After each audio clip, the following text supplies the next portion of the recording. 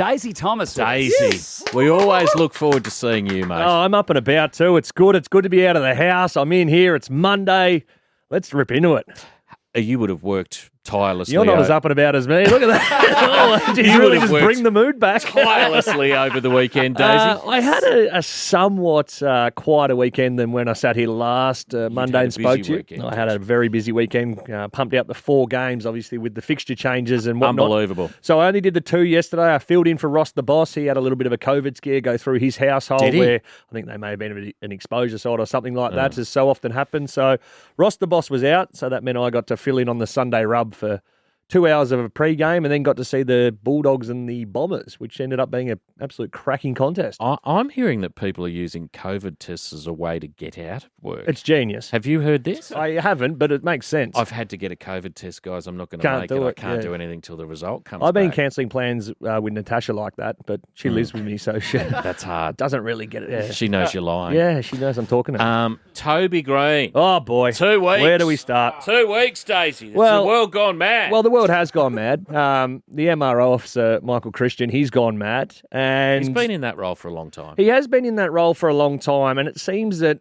for how long he's been in there, it's never any clearer as to what's going to happen. Yeah, there doesn't seem any consistency, does there? No, there's no consistency. The whole scheduling and the old criterion table that was put in place was meant to remove any grey area. But I think it's as grey as it's ever been. So it's, to be completely honest, it's frustrating. I'm sure the players are frustrating. Footy fans are frustrated. And if you break down the Toby Greene incident on the Friday night, it was, Paddy Dangerfield comes in and he slips.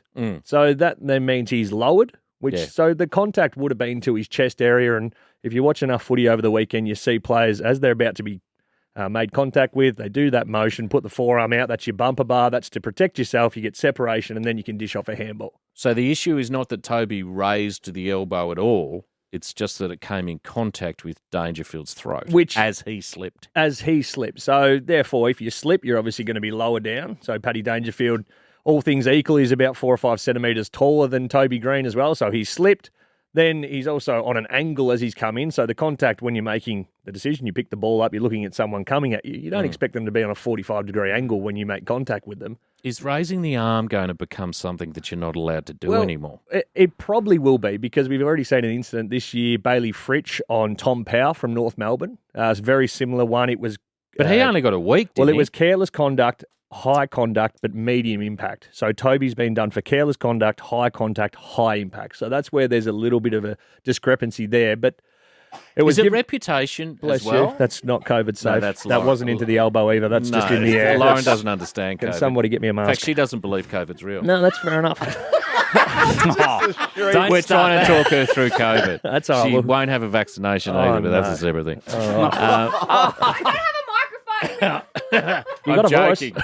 Everyone relax. She understands COVID and she will get vaccinated. Yes. Is it because of Toby Greene's reputation as well, Daisy? So here's the thing. So the Bailey Fritsch one, that got thrown out in the end. Yeah, they went and they argued that it was a footballing motion to sort of fend off, and the rule book says you can use a forearm. You don't want to be making contact with people's heads. We know that the concussion is the big thing. That's what they're trying to stamp out. But only a couple of weeks ago, we saw Buddy Franklin in an incident where he had the Fremantle opponent, I think it was Luke Ryan, on his back. He looks at him, knows where he's heading, throws an elbow back and gets off. And got nothing. And got off. So that, in my eyes, is a non-footballing motion with more impact and chance. He swapped the footy out of that elbow arm. And more impact and chance of causing any sort of serious concussion or injury. This one here is, it's one of those things, people make contact on the football field. We need to understand that. We need to not lose that. It's not great that Paddy Dangerfield went off as a bruised throat, had to go to hospital. Right, so is he okay? I never got the result From all of that. reports, he's a chance to play again this week. Right. So it's unfortunate, but these things happen. Toby Greene was not trying to get him with an elbow in the throat. It's just what happens. So the MRO has buggered it up. It's going to go to the tribunal, and I would imagine, and if it doesn't, it'll be uproar again, that it'll be thrown out. So we talk about it. Toby Greene tax. He gets the 2 weeks instead of the one that Will Power got, and we have to move on. Winning. I win here and I win there.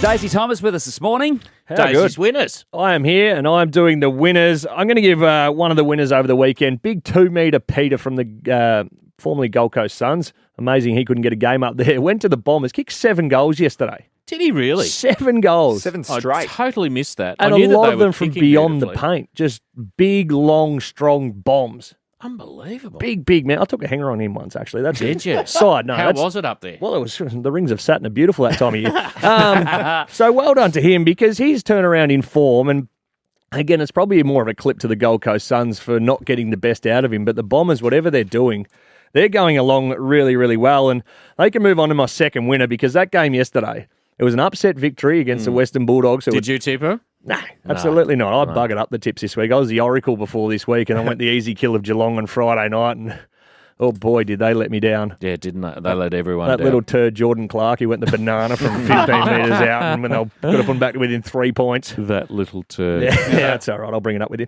But the Bombers, unbelievable. And not only that, so for now, the race for the 8th spot is still on. So it's almost them, the GWS Giants, and Richmond. Richmond and GWS play this weekend, which is going to be Oh, interesting. that'll be a belter. But the Bombers, so after that upset victory, they now have the Suns and the Pies on the run home. Well, you'd think they'd win both those. So they win both of them, Yeah. they could make their way into the 8 and play finals, which would be unbelievable. When was the story. last time the Bombers played finals, Will? Well, the last time they 2 played years finals wasn't a hell of a lot of a time ago, but their last win in a finals, 2004, they last won a final. yeah, so I that's think thousands of days. 2 years ago, they lost to West Coast, I'm pretty sure, in a final. Yeah, right. I mean, you got the Google, maybe just hit that up. And the biggest winner at the minute is just the football in general. You go to the footy and we sort of look at the tips and you do your form and you give yourselves a winner for the weekend. You know, sit there, go, Geelong GWS, that's an easy one. Yeah. Yeah, GWS come out, they have eight changes.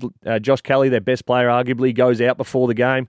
They turn Toby it up. Greene just came to life. He didn't did. I kept him to 3 touches once. A story for another day. Then you go watch Richmond, North Melbourne. For the first half of that game, North Melbourne looked like Mate, they were a looked top 4 great. side. Yeah. And then Even the third quarter, they looked all right. and then Richmond come back. St Kilda upset Sydney, who've been flying. As I said, the Bombers they roll the Bulldogs. Geelong, St Kilda, that's next week. That'll be interesting. Carlton, Gold Coast. Carlton chances to keep their finals hopes alive. couldn't manage it. Big turd again. Gold Coast upset them after getting beaten by 98 points last week. And then the showdown.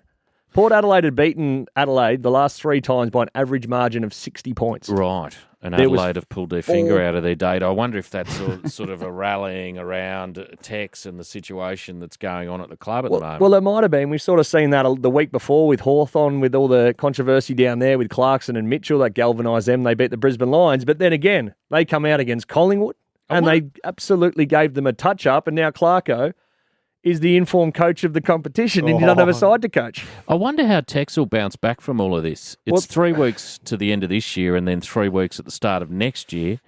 The suspension probably isn't the thing that he's bouncing back from if we're talking all the things game's equal. It's the neither here nor there. Yeah, it's the ramifications that come from that and the A leader at the tarnishing club. of your brand, your image, and just what you've done and how big of a stuff up it is for him. So it's certainly going to be an interesting one to see because, you know, as we all know, there's no room for racism at any workplace, environment, Absolutely or not. anything in the community. So And it's been Adelaide is a massive football town. Like, he'll be head down even down at the markets. You Yeah. know what I mean? Like, it's not the sort of town where you can get away from this kind of story. Neither should it be. no, it's But he's going to have a rough trot ahead of him. he certainly is, and you know, unfortunately, you know, it's a monumental stuff up. But Oh, he'd been in some good disastrous. form. He just signed on for another year, so the suspension isn't really what he needs to bounce back from, and it's going to be how he bounces back.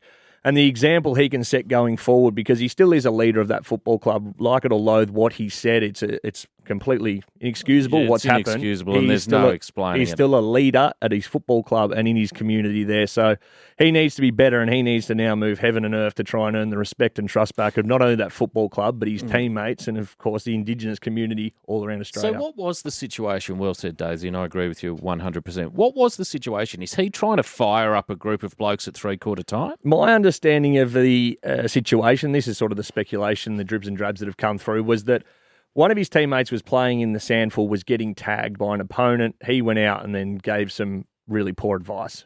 In that three-quarter time huddle? In one of the Took it on huddles. himself. Yeah, walked out and there's some grainy footage and the Adelaide. So was he saying that? Did he think he was only saying that to the bloke who played at the Crows?